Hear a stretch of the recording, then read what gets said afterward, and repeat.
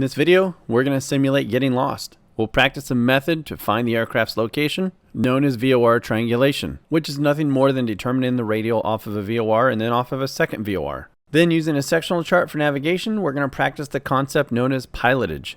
If VOR transmits the radial in 360 degrees, we can use the instrument inside the airplane to pinpoint our exact location. In this situation, we're going to pretend we're on a flight from here to here. And in this scenario, we're going to say that somewhere in this area, our position became uncertain.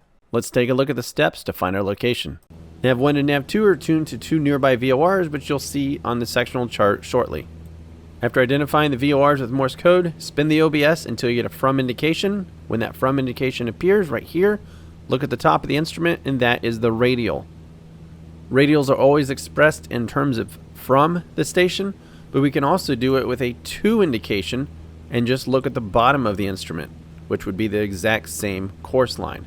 So with this one, in this example, we have a to indication. We don't want to look at the top. Radials are from, so we want to look at the bottom of the VOR indication to get the radial. Looking at the top of the instrument with a from indication, we're on the 090 degree radial from Great Falls VOR and the 045 degree radial from the Helena VOR.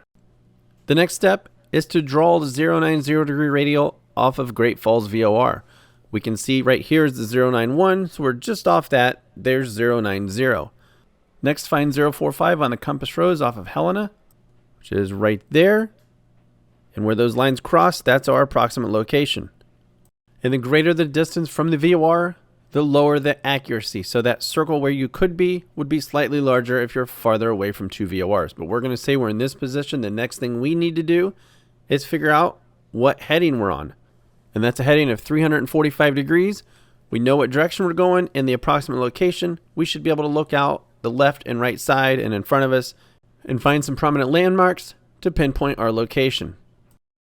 To the north of us is a small mountain, and then there's a smaller mountain or a hill to the left of that, and then a mountain range off to the left of those. As we look back at the sectional, we know we are on the 090 degree radial off of Great Falls in this area here. The large single mountain off the nose is here. The smaller one to the left of it is this one, and this is the mountain range we saw. We now know where we're at. So there are two choices. We could go in between these mountains or go straight over the top of this one, or we can stay to the right. There's a railroad track that will take us directly to the airport, and I'm going to choose the railroad tracks. Looking at the sectional, just beside to the east of the railroad track is a road. That road is right here. The railroad tracks we're following, we can see loop around behind us and move off to the east. But we'll keep following these tracks to the north, where eventually that road and that railroad track that we're following will merge. As the aircraft is slewed forward just a little bit, you can see there's a 90-degree bend in the railroad track in the road, which is right there.